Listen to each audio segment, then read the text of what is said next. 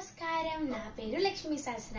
నేను Tattva school 5th standard లో చదువుతున్నాను. ముందరిగా ఇక్కడున్న అందరి నాన్నలకి హ్యాపీ ఫాదర్స్ డే. ఈరోజు నేను కొన్ని లైన్స్ చెప్పబోతున్నాను ఫాదర్స్ డే గురించి.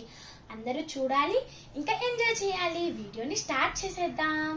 నాన్న ఇంటి పట్టణ ఉండనివాడు, కంటి నిండా నిద్రపోడు. ఒక ఒంటి స్తంభంలా ఇంటి బాధ్యతల్ని చూసుకుంటాడు. తన సంపదని ఇంటికి ఖర్చు పెడతాడు. పిల్లల భవిష్యత్తు కోసం నిరంతరం తాపత్రయం పడతాడు.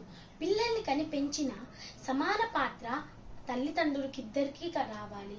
కానీ తల్లికి లభించిన గుర్తింపు తండ్రికి లభించలేదని తెలుసుకున్న ఒక చిన్నారి, ఒక చిన్న పాప 1910లో హ్యాపీ ఫాదర్స్ డే చేసింది. ఈ చిన్నారి గురించి వచ్చిన కష్టమే హ్యాపీ ఫాదర్స్ డే. నాన్న నా ఆశ, నా శ్వాస.